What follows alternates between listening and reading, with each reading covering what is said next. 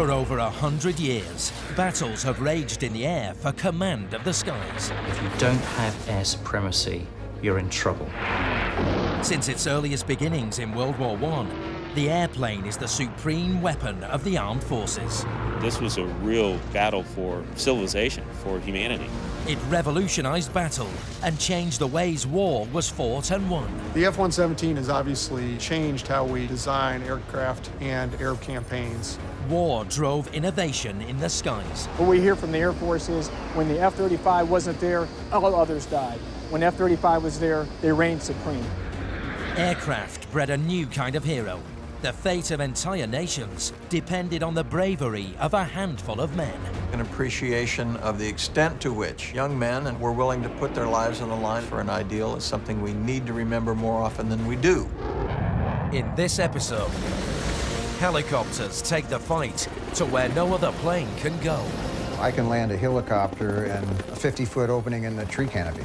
You're talking about jungle terrain, mountainous terrain, and so you needed helicopters to perform all that work. From the South Atlantic seas. Effectively, the Falklands was its baptism of fire. To the urban wastelands of Somalia. We flew a 10th Mountain Black Hawk over the city every night looking for bad guys.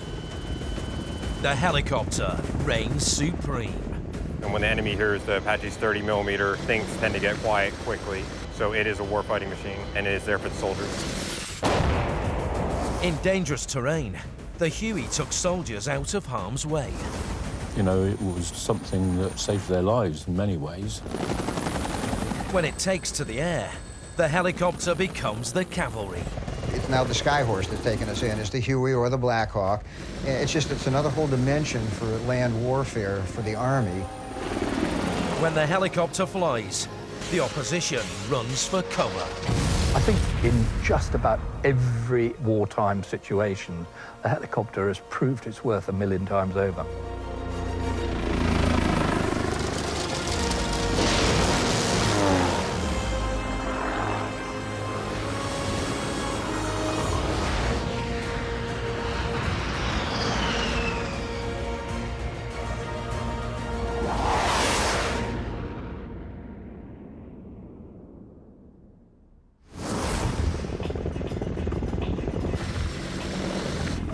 Helicopters are essential to the modern battlefield, providing vital air cover for ground forces and infantry, and identifying and eliminating enemy targets.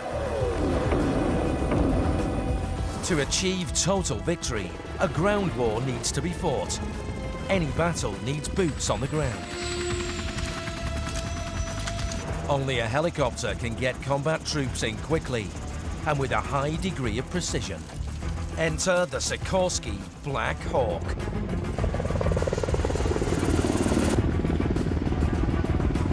The Black Hawk is a multiple-role utility aircraft. With its two powerful turboshaft engines, it's capable of lifting up to 9 tons of cargo, the equivalent of 2 armored Humvees. And it can carry up to 11 fully armed combat troops. I've ridden with as many as 14 people in there. The most critical asset on any battlefield are the amount of helicopters, because everybody wants them, because you have to get from point A to point B, and a lot of times people don't want to drive over the roads because roads have mines and IEDs. It's been the workforce, the backbone for not only the U.S. Army, but also the Navy, the Air Force. The Black Hawk has the capability of operating in almost every combat theater. I've operated in every environment that you can imagine the Black Hawk works in the jungle, in the desert, in the Arctic, urban. You know, probably one of the most dangerous areas is in the urban environment. The most critical part of that is the insertion. And most of the time when we are coming in by air is by the Black Hawk. If we cannot land, then we can actually throw ropes on the side and actually have rappelling and also fast rope on the sides of the aircraft. Troops rapidly descend from the Black Hawk using the fast roping technique to abseil to the ground in seconds. You grasp the rope and you slide down it just like a fireman's pole. But one slip could be fatal. The longer the rope, the hotter your hands get. And the more weight you have on your back, the hotter your hands get. So some guys literally go out with welding gloves. I never like to put on thicker leather gloves because it kind of loses the sensation. If you're fast roping on top of a 40-story building at night, it's pretty hairy. Even though you know the pilots are the best and the rope's right in the center of the helipad on top of this building, but all you see all around you is a fall of, 300 feet if you go off the edge.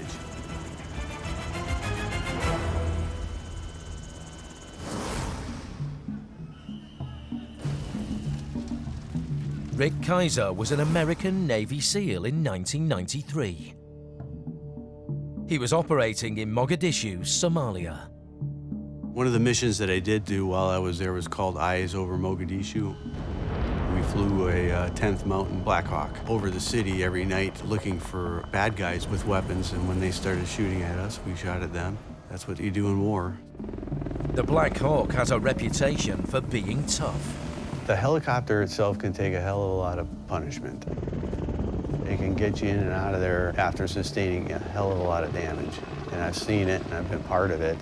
The thing keeps flying. It's amazing. This helicopter has been shot down 3 separate times. They put some new engine in it, it comes right back into battle. As a troop carrier, it often flies unarmed, so it must take precautions to avoid enemy contact. Navy SEALs operate at night. That's what our job is. The only time that we would go in during the day is for like a hostage rescue operation where lives are at stake. A helicopter is a big target, especially for machine guns, RPGs, whatever. And at night, that gives us the advantage because they can't see us. When we plan a mission, it's at night. We try to get it with no moon, because then you don't have any light or reflection at all. As you can see from the helicopter behind me, it's a very flat black green color. So at night with no moon, it's virtually invisible. But in daylight, the Black Hawk has little defense. The Black Hawk flying in daylight is probably about as vulnerable as any other helicopter. If the helicopter is flying too low and too slow, it becomes vulnerable to ground fire. The Black Hawk was used to combat rebel forces in East Africa. Somalian militia were using food as a weapon to starve the country's population. It was genocide, and together with the UN, American forces took on the militia. The conflict that unfolded resounded around the world. It became known as the Battle of Mogadishu. The main mission was obviously to stop the warlords from stealing the food, which causes the famine, which caused all the death of the Somali people. And our job was to take out the key individuals that were making this happen. US intelligence located 2 key lieutenants who commanded the Somalian rebel forces. They felt the best way of grabbing those 2 guys were to insert troops quickly by helicopter, seize them on the ground, and then take them out, all within 60 minutes. And that was considered reason enough to mount a daytime operation.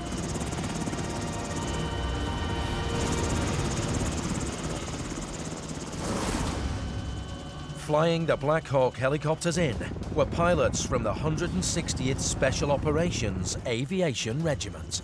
Pilots such as America's elite force are second to none in either day or night operations, particularly night operations. They are known as the Night Stalkers. A task force of 19 aircraft, 12 ground vehicles, and 160 soldiers were dispatched. But the rebel forces were ready for them. They decided that that was the day they were going to fight. On October the 3rd, Black Hawk helicopters were inserting troops into the city, flying in a daytime mission that famously turned into the Battle of Mogadishu. On that day, we were going in to take those guys out, and while this was going on, they shot down one of the helicopters, one of the Black Hawks. And once that happened, it slowed our 15-minute raid into a 24-hour nightmare. During the operation, 2 US Black Hawk helicopters were shot down by rocket-propelled grenades, and 3 others were damaged. American troops at the crash sites were isolated. An urban battle raged throughout the night. We were there the whole time in the midst of the city, you know, downtown, fighting to keep our comrades alive to get out of there. Early next morning, on October the 4th, a combined task force was sent to rescue the trapped soldiers. Some of the things that were happening we didn't even know, like when we saw truckloads of Somalis being shipped in to fight from outside the city, we didn't know that was happening until we watched the video afterwards, and then we were just like, oh yeah, no wonder we were having such a hard time here, because they were just trucking in hundreds of fighters. If people tell you they're not scared, they're lying to you. Even though they were isolated in the streets of Mogadishu and facing overwhelming odds against the militia, defeat was not an option. Did I ever think this could go south? No, because we were too busy just trying to stay alive and complete our mission. So that was the only focus that I had for the 24 hours that we were fighting in the city. The battle resulted in 18 deaths of American soldiers, with 73 wounded, and one helicopter pilot, Michael Durant, captured. Estimates put over 1,000 Somalian militiamen killed. October the 4th, 1993 was the bloodiest day involving US troops since the Vietnam War. It began the moment a Black Hawk was downed by the rebel militia. The reason that I believe that the Black Hawk was shot down in Mogadishu wasn't because the Black Hawk has a flaw or they're easy to shoot down. It's just that they're big and they're slow, and when you're flying in the daytime, which we never should be doing, they're easy targets. But the Black Hawk's reputation remains intact. For me as a Navy SEAL, yes, it is the best combat helicopter I've flown in, because that's my experience.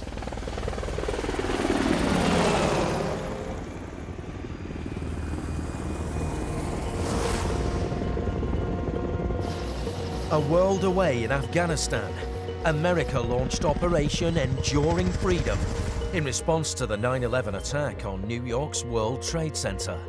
America led a coalition of over 40 countries, including Britain, France, and Germany, to combat Afghanistan's extreme Islamic rulers, the Taliban. Once again, helicopters were an essential part of the American-led coalition forces. Helicopters have played a huge role in Afghanistan, enhanced in importance by the fact that the infrastructure is terrible and the roads are heavily mined and ambush prone.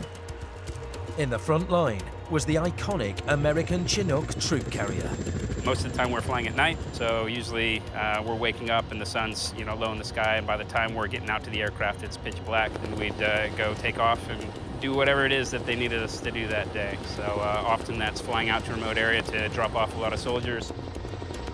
The Chinook is able to carry troops to almost any location in the world. You can get 30 troops with one helicopter to almost any altitude, and it's usually what is requested by the ground force. The Chinook can also lift up to 8 tons of cargo. It's able to operate in conditions that limit other helicopters.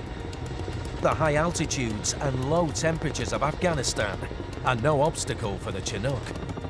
And with significant upgrades, it just keeps on getting better. Essentially looks the same on the outside. The engines look a bit different, but the body of the aircraft looks almost identical. But it is a very different aircraft today than it was originally.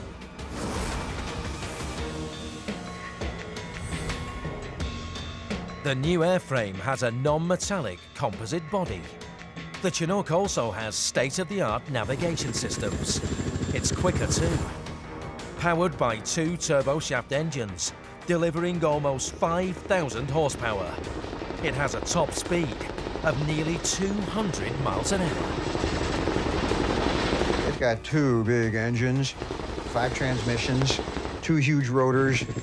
It's the fastest helicopter in the Army inventory. That thing would cruise at 160 to 180 knots, and that's moving right along. And both of the rotors would be like this, but as you go faster, they actually tilt forward on them. It's not uncommon for us to have to slow down for the other helicopters that are escorting us to try to keep up with us. It's quite smooth, so really there's lots of those moments where you've done all the planning and you've done all the preparation, and now you've taken off and you're in the middle of the mission, and You kind of look around and just sort of enjoy the moment.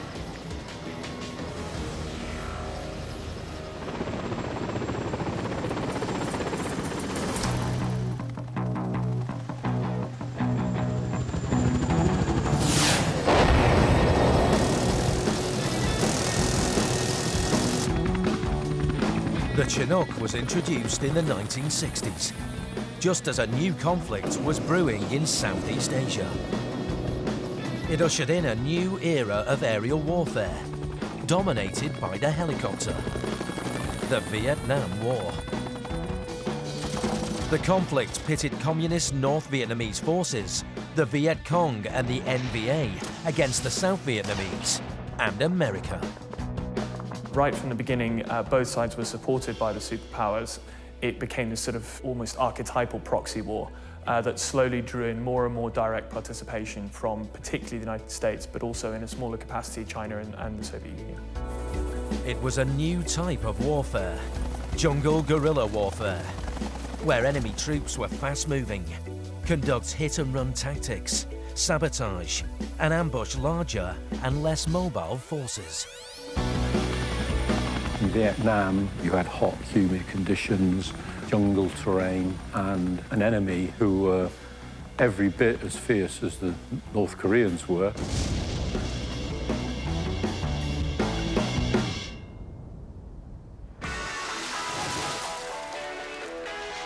And Vietnam's jungle terrain was almost impenetrable, making troop movements by plane or land vehicles impossible. It was time to bring in the cavalry. Now we've got helicopters that'll let us take the place of the horse. That's why we still call it the first cav.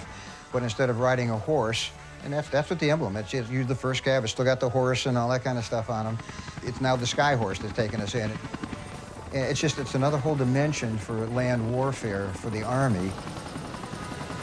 The US Army deployed the 1st Cavalry Division in Vietnam. In true cavalry style, the Chinook was often sent in to rescue the infantry. One of my jobs was to shut down fire bases. So you'd take a fire base and you'd Huey out most of the personnel for that, would bring in a Chinook, run the Jeep inside, then either pick up the ammunition and or the artillery pieces with the hook.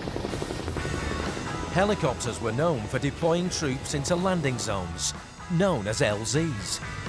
That kind of mobility really increased the reach and power of the military, and Chinook was integral to that. It was part of the Vietnam War, and being able to put 30 soldiers into an LZ or take them out again allows you to take maybe 2 Chinooks and do what you were previously doing with a lot more Hueys or some other type of helicopter.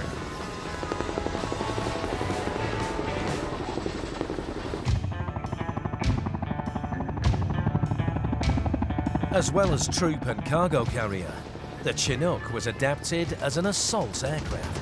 I remember Guns A Go-Go at one point, they had 50 cals in the doors. And then when the helicopter did a high bank turn where they're shooting at the ground, they actually shot off the tips of the rotors. Oh yeah, I mean, you got a rotor that's down here and you're shooting through it. Next thing you know, you're just shooting through the tips of the... Not a good idea. It doesn't mean you're gonna crash, but if you damage some blades and, you know, all of a sudden you get some bad vertical vibrations, no, let's don't do that one anymore. So yeah, we limit the upward limit on the M60s and teach the guys how not to do that. Crews of the Chinook found other ways of attacking the Viet Cong. I could drop napalm and I can drop tear gas, depending on what we needed. You put that in a big cargo net with one of the corners of the net tied back inside so you're not throwing the net away. And we could carry, 8 or 10 55-gallon drums of napalm or tear gas. And the crew chief, when you let it go, would throw a white phosphorus grenade with it, which would ignite it. So he'd throw the Willie Pete out when you'd let it go. And then I'd usually do a high bank and see if the machine gunners could ignite it first. The US Cavalry Division also introduced the iconic Bell UH-1 Iroquois helicopter to the conflict in Vietnam, famously known as the Huey.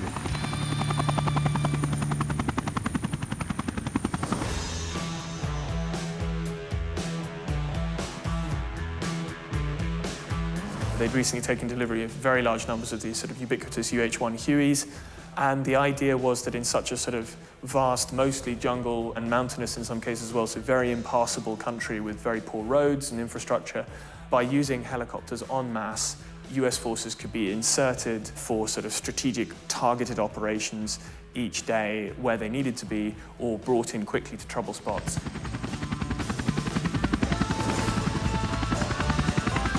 Well, the Huey was really the aircraft that enabled us to do what we call the vertical envelopment. It was the next generation of cavalry-type units, tactics. Instead of arriving by horse, we could actually come in vertically and bring in a platoon or a company or even a battalion if you needed to. The Huey, for the first time, would lift 8 troops, combat loaded, bring them in, fly them down, just do a real quick landing on the skids. One of the problems was that they had to defend themselves against the Viet Cong, who would hide around the edges of a clearing and open fire when the helicopters landed, and indeed when they were taking off. We would just do a combat insertion, a combat assault into a landing zone that was either natural or cut with chainsaws or blown down with a 5,000-pound daisy cutter bomb that just blew everything down. Then you've got enough area to bring in 18, 20, however many aircraft you've got available with, 8 people on board each one. So you'd land a whole bunch, drop them off, just come in sequence as you had to.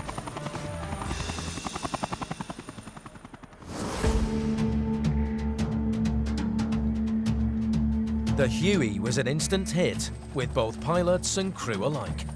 My first tour in Vietnam, I was with the infantry. And I had a friend of mine who was on a fire base and they got overrun. So he had a number of people killed and he needed to borrow some radios from me. So this was up in Hue Phu Bai back in '68.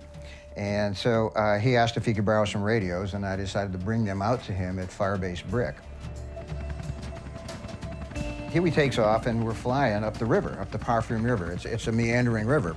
And I wasn't paying much attention to it, but all of a sudden I looked out and I'm looking up at the treetops. And this guy is flying up the river, yanking and banking along these turns. And so this is like being in a sports car or motorcycle on a curvy road. This is cool. And so I get up between the pilot and the co-pilot and I'm watching, and that's what he's doing. He's just flying the curve and then flying the curve. This is cool, I like this. All of a sudden he's coming up to this one curve that is way, it's like a 90 degree and he's going way too fast to do a 90 degree. We intuitively know that. And he didn't take it. He just did a cyclic climb and flew out. That was the departure point to go out to Firebase Brick. I said, that's so cool. And so I applied shortly thereafter. I said, I've got to apply for flight training. So I applied while I was over in Vietnam and got the pass. But that's how the Huey kind of got me into flying again. And this is cool.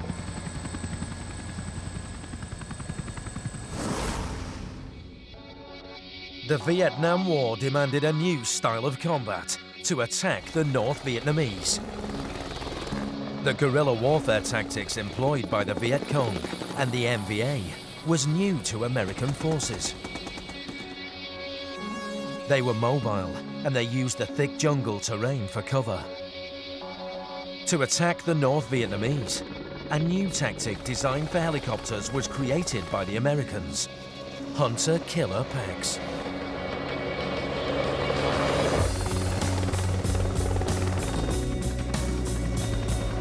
The idea of hunter-killer packs came about because of needing to find where the Viet Cong were and needing to attack them on their home ground, if you like. And so having got hold of the concept that you could arm these helicopters and using the Loach as a scout and indeed a light attack helicopter in its own right, the idea was that you could go in, you could hunt for the enemy, and then you could use the attack helicopters to actually destroy the enemy. The helicopters worked in teams. The armed Huey was the killer. The Hunter was the scout helicopter, or Loach, a low-altitude attack helicopter.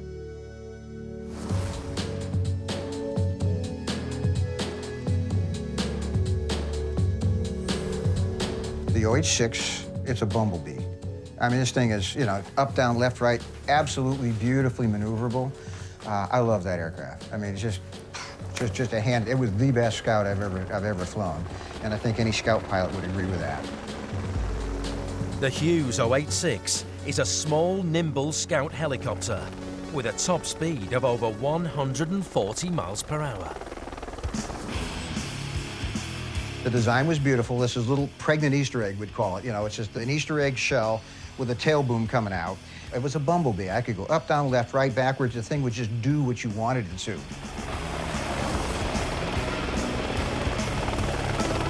While the attack helicopter flew higher at around 1,500 feet, the Scout would fly low, seeking out enemy troops. They'd throw smoke at them, they'd throw rocks at them, they'd shoot at them and stuff like that. And if they got return fire, they'd break off, drop smoke, and call hot 1 o'clock or something like that. Then the attack helicopter would drop to engage. Once they shot back, oh crap, you know, it's here I am. And then you got 2 Cobras rolling in on you. You know, it's death and destruction. And not only did we have just the folding fin with the explosive heads, we also had what they call nails, flechettes. We'd have like 1,500 finishing nails with little fins on them, with split tips on them. Just nail them right to the tree. Just really some deadly stuff. The new tactic of using the Loach helicopter to draw out Viet Cong ground forces, allowing the attack helicopter to strike, proved very effective. It was very successful in terms of trying to maintain the borders and keep the Viet Cong at bay. It was only that the sheer numbers of Viet Cong eventually just overwhelmed the South Vietnamese.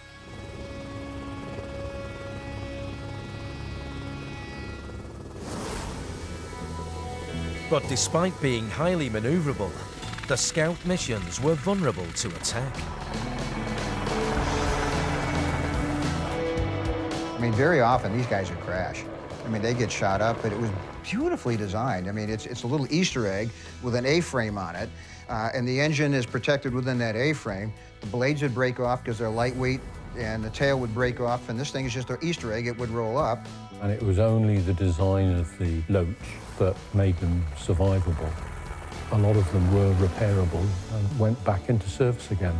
These guys were crazy. Yeah, flying the Scouts, they were. Sometimes these guys would crash 2 and 3 times a week. At the Officers Club, we'd talk about that, you know. Yeah. The Vietnam conflict was brutal and unforgiving. When the North Vietnamese mobilized to strike, American casualties were heavy. We got our hat handed to us in the A Shaw Valley. Okay, that's right down by the Ho Chi Minh Trail. And then the A Shaw Valley was the area that the North Vietnamese pretty much owned. My friends that got overrun in Firebase Brick, it was these guys coming out of the A Shaw Valley. You're getting into my territory now where I have division-sized strength. And so they'll probe you, and once they find you, they will attack you and overrun you. The North Vietnamese ground troops wielded a lethal weapon against the helicopters. They actually had radar-controlled 50 cals. That'll take down a helicopter in a heartbeat.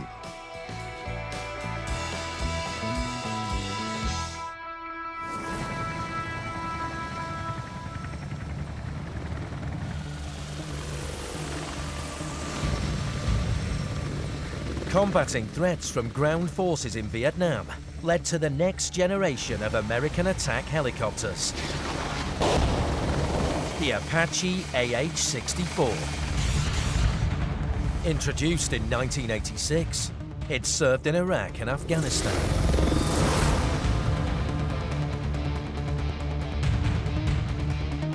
Equipped to take out both armor and infantry, the Apache AH-64 is loaded with helicopter-launched fire-and-forget missiles, or Hellfire for short.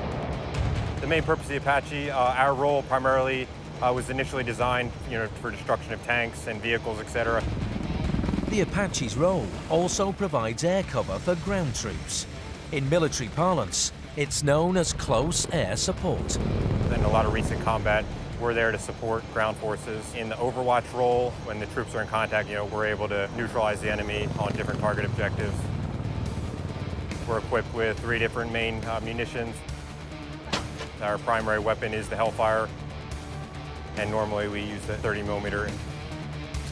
The Apache is one of those aircraft that really is an iconic attack aircraft.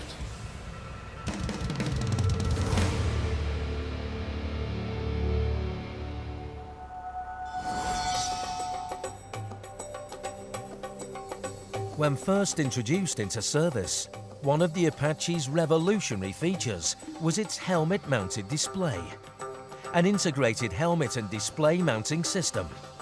It was new technology that gave the pilot all the information he needed to target the enemy on his visor. The gun can be slaved to the helmet of the crew, so wherever the crew look, that's where the gun can look. The Apache's crew has an array of weapons they can choose to deploy.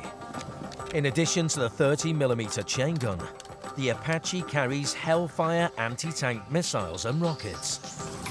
An 18-aircraft Apache battalion is able to deploy 288 Hellfire missiles, each capable of destroying a tank. We're there to support ground forces. In the overwatch role, when the troops are in contact, we're able to neutralize the enemy. Our primary weapon is the Hellfire, and normally we use the 30mm to accomplish these tasks. If you look at the aircraft behind me, it has been places. It is dirty, it has a rough paint job, it has holes in it, so it's a fighting machine.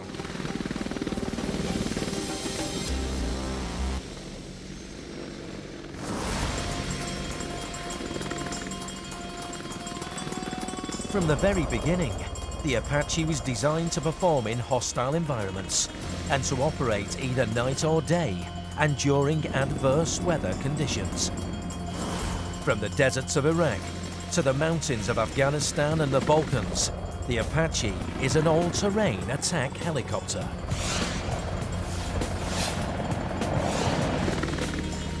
The Apache came into its own in both the Iraq and Afghanistan conflicts. Those Alpha models were able to cross from Saudi Arabia into Iraq to destroy radar sites in order to allow the Air Force to go ahead and conduct its strikes deep within Iraq.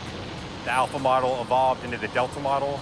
The Delta model has the longbow radar, so it took the 80s technologies and brought it into the 90s and into the early 2000s. The Apache Delta model is equipped with the powerful longbow radar targeting system that can attack armored carriers, tanks, and infantry. It can also detect around 128 targets on the ground in a minute and classify all of those targets. The Apache is able to strike up to 5 miles away. It's also equipped with the Ground Fire Acquisition System, which detects and targets ground-based weapons in all light conditions, and has a thermographic camera that precisely locates muzzle flashes from gunfire. The main strengths of the Apache are the amount of firepower it brings to the battle. It just has the firepower to defeat virtually anything that's on the ground. Really, it's just the tank of the air.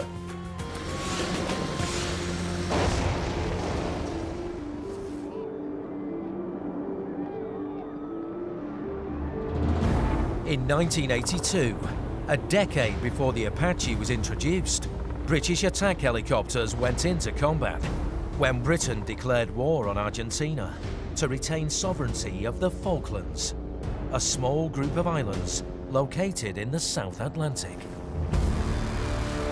Britain assembled a task force in pretty much every available ship.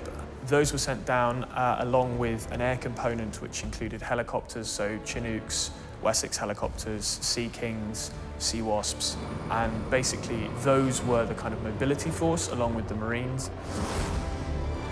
The Falklands War was the first time the Wessex flew in combat. The helicopter's primary mission was to hunt down enemy submarines.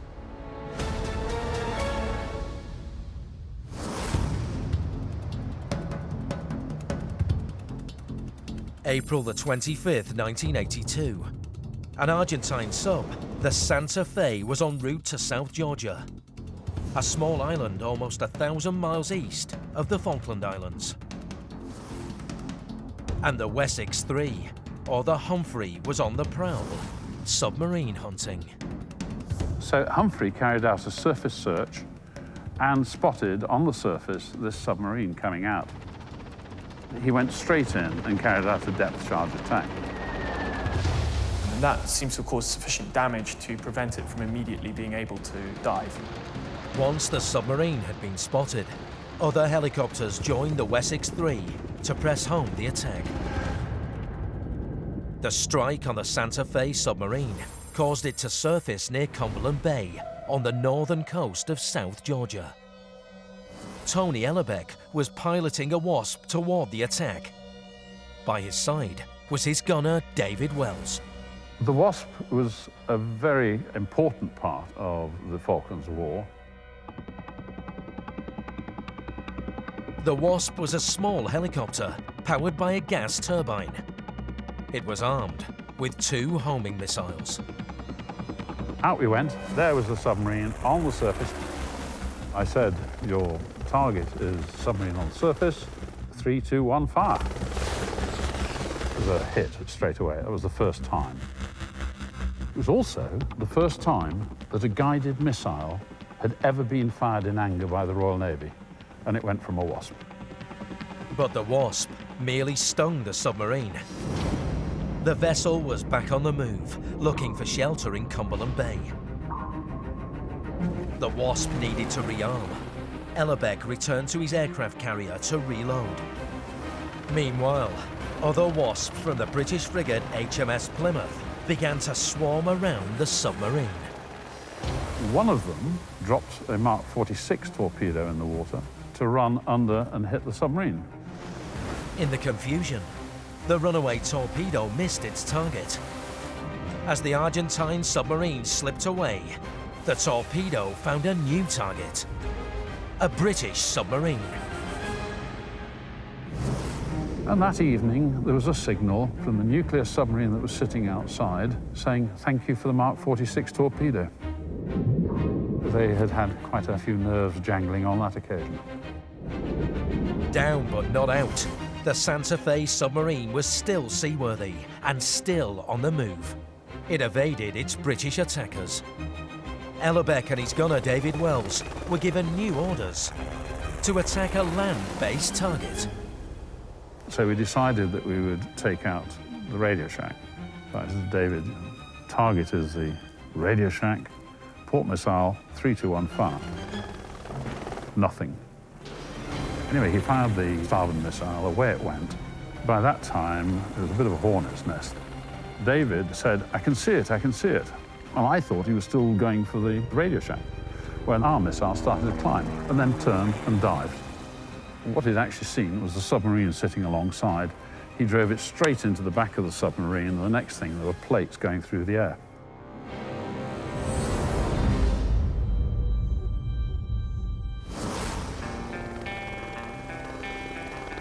Tony Ellerbeck and his gunner David Wells had successfully captured the Santa Fe.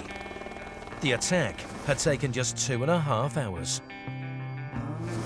But as the day of the Argentine surrender drew closer, danger was ever present. A Westland Sea King helicopter was caught out in the open by Argentinian A-4 Skyhawks. We'd just been dropping some ammunition to the guns that were pounding the enemy positions around Stanley.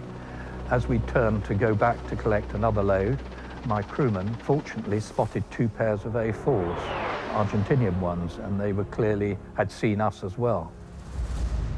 The Sea King was a beast of an aircraft. Measuring over 22 meters long and 5 meters high, it was an easy target. The Sea King is not really very agile, and so it's basically operated from large decks, so aircraft carriers is its natural home.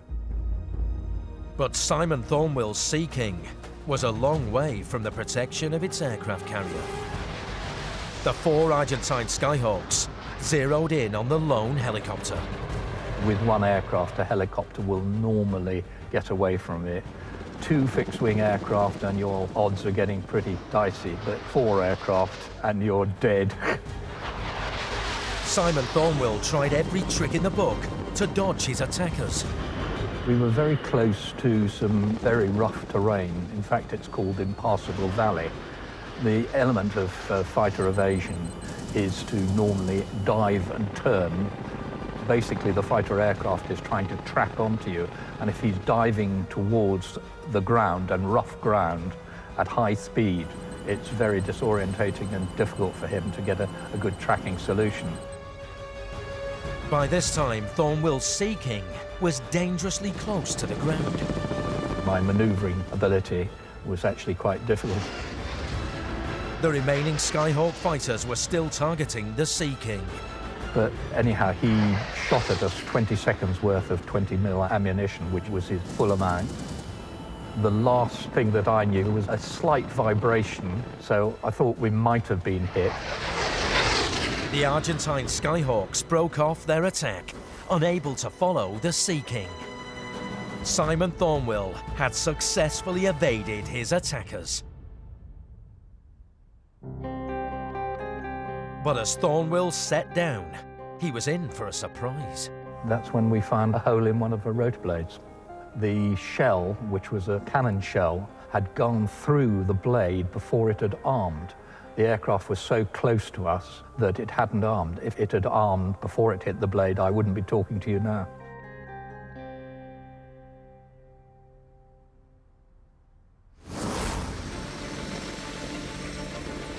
The helicopter has redefined the modern battle space. Just like the cavalry, it rides into the fight, armed and able to suppress ground forces, fly in artillery and armour, and land troops behind enemy lines. The whirring blades that signal the approach of a helicopter both comforts its ground troops and strikes fear into the heart of the enemy.